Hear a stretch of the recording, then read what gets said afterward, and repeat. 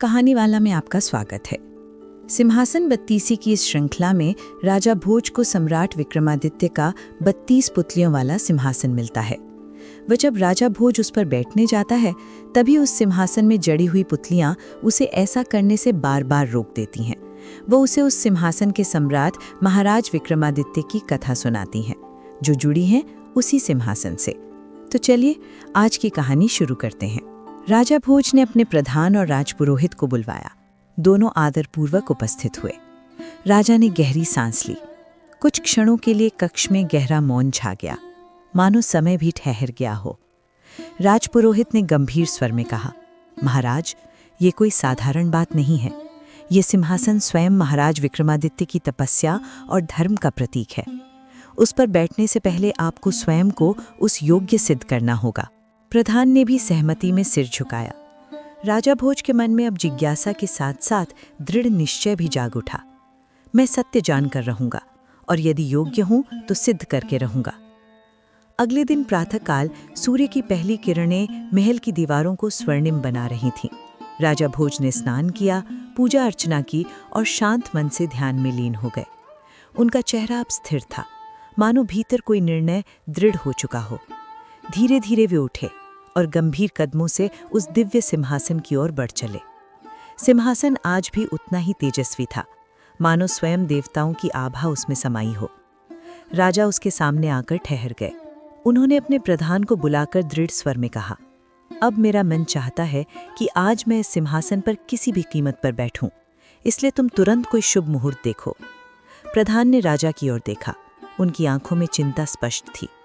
वह धीरे से बोला, महाराज, आप अवश्य बैठ सकते हैं, पर स्मरण रहे, ये पुतलियां आपको बैठने नहीं देंगी। ये सुनकर क्षण भर के लिए वातावरण भारी हो गया। राजा भोज कुछ पल के लिए मौन खड़े रहे, पर फिर उनकी आंखों में दृढ़ता की चमक लौट आई। उन्होंने एक कदम आगे बढ़ाया ही था कि अचानक सिंहासन से एक दिव्य आभा प्रकट हुई और उनमें से एक सुंदर तेजस्विनी पुतली जीवंत हो उठी। वो थी सुंदरवती, 16वीं पुतली। उसकी आवाज में मधुरता भी थी और चेतावनी भी। पुतली दृढ़ स्वर में बोली, सुनो राजा भोज। उसने गंभीर दृष्टि से उन्हें देखा। मैं तुमसे विचार करके एक कथा कहती हूँ, जिसे सुनकर तुम स्वयं निर्णय करोगे कि तुम इस सिंहासन के योग्य हो या नहीं। राजा भोज सावधान हो गए। वह पुतली ने कथा आरंभ की। महाराज वीर विक्रमादित्य की उज्जैनी नगरी में 36 कौम और चारों वर्ण अपने अपने धर्म और कर्म में रमे हुए थे। महावैभव, व्यापार और संस्कृति का अद्भुत संगम दिखाई देता था। उसी नगरी में एक महान नगर सेठ रहता था, जिसकी धन संपत्ति का कोई अंत न था, पर उससे भी अधिक उसका यश और प्रताप दूर दूर तक फैला हुआ था। वह केवल धनवान ही नहीं, बल्कि उदार हृदय का स्वामी भी था। नगर के लोग जब भी किसी संकट में पड़ते तो सबसे पहले उसी के द्वार पर जाते, और आश्चर्य ये था कि कोई भी व्यक्ति वहां से खाली हाथ नहीं लौटता था। उसका व्यवहार इतना मधुर और न्यायपूर्ण था कि लोग उसे केवल सेठ नहीं बल्कि अपना हितैषी मानते थे। उसके घर में एक ही पुत्र था, रत्नसेन। नाम के अनुरूप ही वो सचमुच रत्न के समान था, अत्यंत सुंदर, तेजस्वी और विद्या में निपुण। उसकी आंखों में विनम्रता थी, वाणी में मधुरता और आचरण में ऐसी शालीनता कि जो भी उसे देखता मन ही मन उसकी प्रशंसा किए बिना नहीं रह पाता। सबसे बड़ी बात, वह अपने माता पिता की आज्ञा का पालन दिन रात बिना किसी प्रश्न के करता था। समय बीतता गया और एक दिन नगर सेठ के मन में एक विचार जागा। अब मेरे पुत्र के विवाह का समय आ गया है, क्यों ना उसके लिए एक सुयोग्य, सुंदर और कुलीन कन्या खोजी जाए। ये विचार आते ही उसने विलंब नहीं किया। उसने नगर के श्रेष्ठ ब्राह्मणों को बुलवाया और गंभीर स्वर में कहा, हे ब्राह्मणों, तुम देश देशांतर में जाओ। जहाँ कहीं भी तुम्हें एक सुंदर, संस्कारी और कुलीन कन्या मिले, वहाँ का तिलक लेकर मेरे पास आओ। जो ये कार्य सफलतापूर्वक करेगा, उसे मैं भरपूर धन और सम्मान दूंगा। ये कहकर उसने उन्हें पर्याप्त धन यात्रा व्यय के लिए दिया और आशीर्वाद देकर विदा किया। ब्राह्मण चारों दिशाओं में निकल पड़े। हर नगर, हर गांव में योग्य कन्या की खोज शुरू हो गई। इन्हीं ब्राह्मणों में से एक ब्राह्मण को एक अद्भुत समाचार प्राप्त हुआ। उसे ज्ञात हुआ कि समुद्र के पार एक अत्यंत धनी सेठ रहता है और उसकी पुतली अनुपम सुंदरी है, जिसके लिए वो भी योग्य वर की तलाश में है। ये सुनते ही उस ब्राह्मण के मन में आशा की किरण जाग उठी। उसने बिना समय गंवाए एक जहाज का सहारा लिया और अथाह समुद्र को पार करने के लिए निकल पड़ा। लहरें उठती गिरती मानो उसकी परीक्षा ले रही हों, पर उसके मन में अपने कार्य को पूर्ण करने का दृढ़ संकल्प था। अंततः कई दिनों की यात्रा के बाद वो उस अजनबी भूमि पर पहुंचा। वहां का ठिकाना पूछते पूछते वो उस प्रसिद्ध सेठ के भव्य द्वार पर जा खड़ा हुआ। उसने द्वार पर जाकर द्वारपालों को अपने आगमन का प्रयोजन बताया। वह तभी द्वारपालों ने भीतर जाकर सूचना दी, उज्जैनी नगरी से एक ब्राह्मण पधारे हैं। ये समाचार सुनते ही उस सेठ ने तुरंत उसे आदरपूर्वक भीतर बुलवाया। ब्राह्मण ने भीतर प्रवेश किया और शास्त्रानुसार आशीर्वाद देकर विनम्रता से बैठ गया। सेठ ने मुस्कुराते हुए पूछा, कहिए ब्राह्मण देव, किस उद्देश्य से पधारे हैं? ब्राह्मण ने हाथ जोड़कर उत्तर दिया, मैं उज्जैनी के एक महान नगर सेठ के आदेश से आया हूँ। वे अपने पुत्र के विवाह हेतु एक सुयोग्य कन्या की खोज कर रहे हैं। इतना कहकर उसने दंडवत प्रणाम किया। सेठ ने आदरपूर्वक उसे आसन दिया और उत्सुकता से आगे पूछा, कृपया विस्तार से बताइए। तब ब्राह्मण ने शांत और स्पष्ट स्वर में कहा, हमारे सेठ ने हमें आदेश दिया है कि जहाँ कहीं भी कोई उत्तम कुल की सुंदरी और सद्गुणी कन्या मिले, वहाँ का तिलक लेकर हम उनके पास पहुँचे। समुद्र पार के उस धनी सेठ ने जैसे ही ब्राह्मण की वाणी सुनी, उसके चेहरे पर प्रसन्नता की उजली आभा फैल गई। वो भाव विभोर होकर बोला, ब्राह्मण देव, ये तो मेरे मन की ही इच्छा थी कि मैं अपनी पुत्री का विवाह किसी योग्य, कुलीन और श्रेष्ठ घर में करूं। और देखिए, भगवान ने तो बिना प्रयास के ही ये संयोग मेरे द्वार पर भेज दिया। उसने कृतज्ञ भाव से आकाश की ओर देखा, मानो ईश्वर को धन्यवाद दे रहा हो। फिर उसने बड़े आदर से कहा, आप कुछ दिन यहीं विश्राम कीजिए, तब तक मैं अपना पुरोहित आपके साथ भेज दूंगा। वो जाकर वर को अपनी आंखों से देखेगा और यदि सब कुछ उचित लगा तो वहीं तिलक कर देगा। उसके स्वर में संतोष था, पर एक पिता का स्वाभाविक संदेह भी छिपा था, अपनी पुत्री के भविष्य को लेकर। ब्राह्मण ने सहमति में सिर झुका दिया। कुछ दिन वो वहीं ठहरा और इसी बीच उसने उस कन्या को भी अपनी आंखों से देखा। वो सचमुच अद्भुत सौंदर्य की प्रतिमा थी। उसकी आंखों में शालीनता, मुख पर कोमलता और आचरण में ऐसी मर्यादा थी कि कोई भी उसे देख मुग्ध हो जाए। ब्राह्मण के मन में अब पूर्ण संतोष था। ये कन्या रत्नसेन के योग्य ही है। कुछ दिनों पश्चात वो उस सेठ के पुरोहित को साथ लेकर उज्जैनी की ओर प्रस्थान कर गया। समुद्र की लहरें फिर से उनके साथ थीं, पर इस बार यात्रा में एक अलग उत्साह था, दो कुलों के मिलन की आशा। कई दिनों की कठिन यात्रा के बाद वे उज्जैनी नगरी पहुंच गए। ब्राह्मण ने सीधे नगर सेठ के पास जाकर संपूर्ण समाचार सुनाया। महाराज, मैंने कन्या देख ली है। वो रूप, गुण और कुल तीनों में श्रेष्ठ है। ये सुनते ही नगर सेठ का हृदय प्रसन्नता से भर उठा। अगले ही दिन उसने ब्राह्मण को बुलवाया और अपने पुत्र रत्नसेन को भी पास बिठा लिया। रत्नसेन आज और भी तेजस्वी प्रतीत हो रहा था। उसकी आंखों में विनम्रता और चेहरे पर दिव्य आभा थी।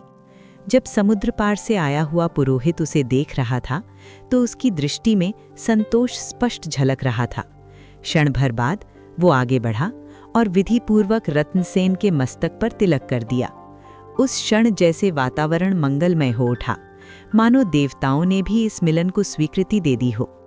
पुरोहित ने हाथ जोड़कर विनम्र स्वर में कहा, अब आप शीघ्र ही बारात लेकर पधारिए। हम वहां जाकर विवाह की तैयारी आरंभ करते हैं। नगर सेठ ने सहर्ष ये प्रस्ताव स्वीकार किया। सब कुछ निश्चित हो गया। दोनों ओर हर्ष और उत्साह का वातावरण फैल गया। इसके बाद अतिथि आदरपूर्वक विदा होकर अपने देश की ओर लौट चले। जब पुरोहित समुद्र पार उस सेठ के पास वापस लौटे तो उन्होंने वहां पहुंचकर उज्जैनी का सारा समाचार विस्तार से सुनाया। रत्नसेन का रूप, उसका स्वभाव, उसका कुल और वहां की समृद्धि, ये सब सुनकर उस सेठ का हृदय संतोष और आनंद से भर उठा। उसने तुरंत विवाह की भव्य तैयारियां आरंभ कर दी। इधर उज्जैनी में भी नगर सेठ ने कोई कमी न रहने दी। चारों ओर जैसे उत्सव की लहर दौड़ गई थी। कारखानों में कारीगर दिन रात लगे हुए थे। कहीं आभूषण गढ़े जा रहे थे, कहीं रेशमी वस्त्रों की सिलाई हो रही थी, तो कहीं नौबत और बाजों की ध्वनि गूंजने लगी थी। मंगलाचार के मधुर स्वर वातावरण को पवित्र कर रहे थे। पूरा नगर मानो एक ही आनंद में डूब गया था। नगर सेठ ने अपने कुटुंब और संबंधियों को बुलवाया। सभी को नए नए वस्त्र पहनाए गए और हर कोई बारात में सम्मिलित होने को उत्साहित था। रंग बिरंगे दीपों से सजे आंगन, नृत्य, गीत और हर्षोल्लास से भरे प्रांगण, हर दिशा में केवल एक ही चर्चा थी, रत्नसेन का विवाह। दिन बीतते गए और तैयारियां अपने चरम पर पहुंचने लगीं, किंतु तभी अचानक नगर सेठ के मन में एक गहरी चिंता ने जन्म लिया। वो सोचने लगा, विवाह का मुहूर्त तो निकट आ गया है, पर समुद्र पार जाने में तो अनेक दिन लगते हैं। इतने कम समय में हम वहां कैसे पहुंच पाएंगे? उसके चेहरे पर चिंता की रेखाएं स्पष्ट उभर आईं। उसने ये बात अपने भाइयों और संबंधियों से कही। सभी के चेहरों पर भी एक क्षण के लिए चिंता छा गई, मानो खुशी के बीच एक अनजाना भय आ खड़ा हुआ हो। यदि समय पर नहीं पहुंचे तो इतना बड़ा शुभ कार्य अधूरा रह जाएगा। ये विचार सभी को भीतर से विचलित कर रहा था। इसी चिंता के बीच एक बुद्धिमान व्यक्ति आगे बढ़ा। उसके चेहरे पर आत्मविश्वास था और आंखों में समाधान की चमक। वो धीरे से बोला, सेठ जी, चिंता करने की आवश्यकता नहीं है। ये सब प्रारब्ध का खेल है और जो भगवान की इच्छा होगी वही होगा। परंतु मैं एक उपाय जानता हूँ जिससे आपका कार्य अवश्य सिद्ध हो सकता है। नगर सेठ ने तुरंत उत्सुक होकर उसके हाथ पकड़ लिए। भाई, अब हमारी लाज या तो भगवान के हाथ में है या तुम्हारे। जो उपाय हो शीघ्र बताओ। वो व्यक्ति थोड़ा निकट आया और धीमे पर स्पष्ट स्वर में कहने लगा, कुछ महीनों पूर्व एक अद्भुत घटना घटी थी। एक कुशल बढ़ई ने एक उड़न खटोला बनाया था और उसे लेकर राजा विक्रमादित्य के दरबार में पहुंचा था। उसकी बात सुनकर सभी चौंक उठे। उड़न खटोला? वो आगे बोला, हाँ, वो कोई साधारण खटोला नहीं था। उसमें ये अद्भुत शक्ति थी कि जो भी उस पर बैठे, जहां जाने की इच्छा करे, वो उसे पलक झपकते वहां पहुंचा दे। ये सुनते ही सबके चेहरे पर आश्चर्य और आशा दोनों एक साथ प्रकट हुए। राजा ने उस अद्भुत खटोले को देखकर उस बढ़ई को 2 लाख रुपए देकर उसे अपने पास रख लिया था। वो उड़न खटोला अब भी राजा के महल में ही होगा। फिर उसने दृढ़ स्वर में कहा, यदि आप स्वयं राजा के पास जाएं और उन्हें अपनी सारी स्थिति बताएं तो संभव है कि वे आपकी सहायता करें और वो खटोला आपको दे दें। ये अद्भुत उपाय सुनते ही नगर सेठ के हृदय में जैसे नई प्राण वायु भर गई। उसके चेहरे पर फिर से आशा की उजली रेखाएं उभर आईं। अब उसके सामने एक मार्ग था, एक ऐसा उपाय जो असंभव को भी संभव बना सकता था। वो बिना एक क्षण गवाए सीधे राजद्वार की ओर चल पड़ा। राजमहल के विशाल द्वार पर पहुंचकर उसने विनम्र स्वर में द्वारपाल से कहा, महाराज को मेरा प्रणाम कहो और निवेदन करो कि नगर सेठ उनके दर्शन की इच्छा से उपस्थित हुआ है। द्वारपाल तुरंत भीतर गया और जाकर दीवान से निवेदन किया, महाराज के द्वार पर नगर सेठ उपस्थित हैं, यदि आज्ञा हो तो उन्हें भीतर बुलाया जाए। दीवान ने गंभीरता से सिर हिलाया, उन्हें आदर पूर्वक भीतर लाओ। कुछ ही क्षणों में सेठ राजमहल के भीतर पहुंचा। वहां पहुंचते ही उसने दीवान को दंडवत प्रणाम किया। उसकी वाणी में विनम्रता थी और चेहरे पर चिंता की हल्की छाया। वो हाथ जोड़कर बोला, महाराज के दर्शन की अभिलाषा से आया हूं और एक अत्यंत आवश्यक कार्य भी है। दीवान ने शांत स्वर में उत्तर दिया, महाराज इस समय अंतःपुर में हैं, पर तुम अपनी बात कहो, मैं अवश्य उन तक पहुंचाऊंगा। ये सुनते ही सेठ का मन जैसे बैठ गया। उसकी आंखों में उदासी झलकने लगी। वो भारी स्वर में बोला, मेरा अत्यंत आवश्यक कार्य है। मेरे पुत्र का विवाह निश्चित हुआ है, परंतु वधू का घर समुद्र पार है और केवल 4 ही दिन शेष हैं। उसकी आवाज भरा गई। यदि हम समय पर नहीं पहुंच पाए तो मेरे कुल की बड़ी निंदा होगी और ये अपमान मैं सह नहीं पाऊंगा। सेठ की व्यथा सुनकर दीवान का हृदय भी द्रवित हो उठा। वो तुरंत उठकर राजा के पास गया और पूरी स्थिति विस्तार से उन्हें सुनाई। राजा ने ध्यानपूर्वक सब कुछ सुना। उनके मुख पर करुणा और उदारता की गहरी छाया थी। कुछ क्षण सोचकर उन्होंने आदेश दिया, उस नगर सेठ को हमारा उड़न खटोला दे दिया जाए और जो कुछ भी वो चाहे उसकी यात्रा के लिए संपूर्ण व्यवस्था की जाए। राजा का ये निर्णय सुनकर दीवान के चेहरे पर भी प्रसन्नता आ गई। वो तुरंत बाहर आया और सेठ को ये शुभ समाचार सुनाया। ये सुनते ही सेठ की आंखों में आनंद के आंसू छलक उठे। वो भावुक होकर बोला, महाराज की यही कृपा मेरे लिए पर्याप्त थी। उनकी दया से मेरा कार्य सिद्ध हो गया। शीघ्र ही राजाज्ञा से वो अद्भुत उड़न खटोला संपूर्ण साज सज्जा सहित सेठ को सौंप दिया गया। सेठ ने श्रद्धा से उसे ग्रहण किया, मानो उसे स्वयं भगवान का आशीर्वाद प्राप्त हुआ हो। वो खटोला लेकर अपने घर लौटा और तुरंत ब्राह्मण को बुलवाया। फिर अपने पुत्र रत्नसेन व ब्राह्मण को साथ लिया और दृढ़ निश्चय के साथ उस दिव्य उड़न खटोले पर तीनों सवार हो गए। जैसे ही उसने मन ही मन समुद्र पार जाने की इच्छा की, वो खटोला धीरे धीरे आकाश में उठने लगा। नीचे उज्जैनी की नगरी छोटी होती गई और ऊपर अनंत आकाश उनका मार्ग बन गया। अब वे समय और दूरी की सीमाओं को पार करते हुए एक अद्भुत यात्रा पर निकल चुके थे। आकाश मार्ग से चलता हुआ वो अद्भुत उड़न खटोला कुछ ही समय में समुद्र पार उस नगरी के ऊपर आ पहुंचा। धीरे धीरे वो नीचे उतरा और जब नगर सेठ रत्नसेन और ब्राह्मण वधू के नगर में पहुंचे तो उन्होंने जो दृश्य देखा वो अत्यंत आश्चर्यजनक था। पूरे नगर में मंगलाचार गूंज रहे थे।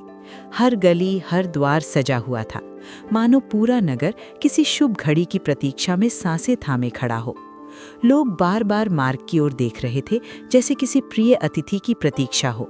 और तभी जब लोगों की दृष्टि उन पर पड़ी तो एक क्षण के लिए सभी चौंक उठे, फिर तुरंत हर्ष से भरकर उन्हें हाथों हाथ लेने दौड़ पड़े। बारात आ गई, बारात आ गई, चारों ओर यही स्वर गूंजने लगा। वे उन्हें आदर पूर्वक एक भव्य हवेली में ले गए और तुरंत भीतर जाकर सेठ को सूचना दी, आपके संबंधी बारात लेकर पहुंच चुके हैं। ये सुनते ही वो समुद्र पार का सेठ स्वयं उनसे मिलने दौड़ा चला आया, पर जैसे ही उसकी दृष्टि उन पर पड़ी वो क्षण भर के लिए ठिठक गया। उसके सामने केवल 3 व्यक्ति खड़े थे, नगर सेठ, उसका पुत्र रत्नसेन और वो ब्राह्मण। उसके मन में अचानक संशय और खेद दोनों जाग उठे। वो धीमे किंतु चिंतित स्वर में बोला, ये क्या, आप इस प्रकार केवल 3 ही व्यक्ति आए हैं? उसके स्वर में छिपी चिंता स्पष्ट थी। इतनी बड़ी बारात और इतने कम लोग। तब नगर सेठ ने शांत भाव से आरंभ से अंत तक अपनी पूरी स्थिति उसे बता दी। समय की कमी, समुद्र की दूरी और अंत में उस अद्भुत उड़न खटोले का सहारा। सारी बात सुनते ही उस सेठ के चेहरे पर पश्चाताप की गहरी छाया उतर आई। वो मन ही मन सोचने लगा, मैंने तो इतने भव्य स्वागत की तैयारी की थी और ये लोग इतने कष्ट सहकर यहाँ पहुँचे हैं। पर उसने तुरंत स्वयं को संभाला और अपने गुमाश्ते को बुलाकर आदेश दिया, कल विवाह है और आज ही बारात की सारी तैयारी पूर्ण करनी है। ऐसा प्रबंध करो कि नगर में कोई हंसी न हो, सब कुछ वैभव और मर्यादा के अनुरूप हो। उसकी वाणी में दृढ़ता थी और आदेश मिलते ही सभी सेवक कार्य में जुट गए। रात भर तैयारियां होती रहीं, दीपों की रोशनी में पूरा नगर चमक उठा और अगले दिन वो शुभ घड़ी आ पहुंची। विधि पूर्वक बारात सजी, मंगल गीत गूंजने लगे और अत्यंत धूमधाम से रत्नसेन का विवाह संपन्न हुआ। वो दृश्य इतना भव्य था कि मानो स्वयं देवता भी आशीर्वाद देने उतर आए हों। विवाह के पश्चात कन्या के पिता ने अपनी सामर्थ्य से बढ़कर दान दहेज दिया। हाथी, घोड़े, कीमती वस्त्र, जड़ाऊ आभूषण, पालकियां और असंख्य धन संपत्ति, सब कुछ आदर पूर्वक उन्हें सौंप दिया गया। नगर सेठ ने ये सब स्वीकार किया और फिर प्रस्थान की तैयारी की। जहाज में सारा सामान सावधानी से रखवाया गया और स्वयं वो अपने पुत्र, पुत्रवधू और ब्राह्मण के साथ फिर से उसी उड़न खटोले पर सवार हो गया।